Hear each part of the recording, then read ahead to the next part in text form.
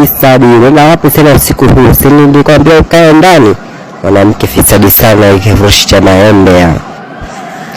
Hamna, mimi nilikuwa ndani hutorudi tena. Ndio maana nikawa nataka kufuata huko ulipokwenda, huko kazini kwenu, ili nijue kuna tatizo gani.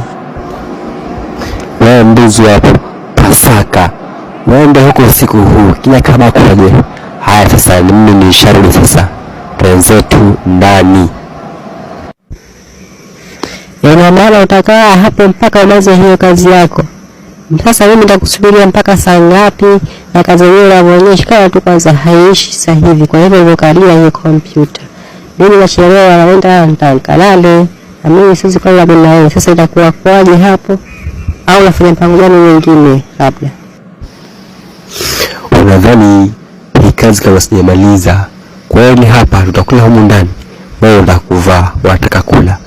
Yote juu yangu, na hii kazi ndio ambayo inatuwezesha sisi tupate vitu vyote. Unadhani hapa kweli sijamaliza? Haya, tonge tapata wapi?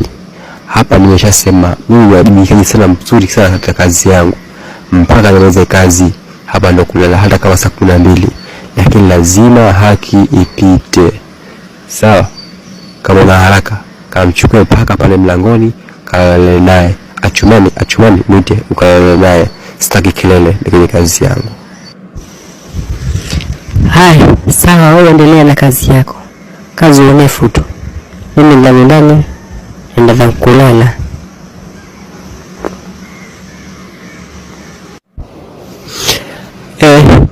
Umeshazimwa. Sasa hapa sasa hivi ni muda wa kwenda kulala. Mteo. Hebu kwanza weke nafasi uko na kuja, mimi nimeshazimwa. Hapa hamna kazi tena. Kabla hata mwana hajawashwa mimi shafika hapo kitandani na shafu ya mambo yangu na nimeshalala zamani sana, kisha asubuhi naondoka. Kwa sababu ikija ikawashwa mimi sasa hivi. Bora basi.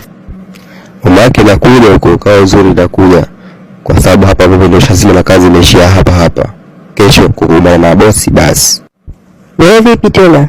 Si unasema uko busy na kazi zako? Unawajibika katika majukumu yako. Vipi shako unawajibikaji mbaya?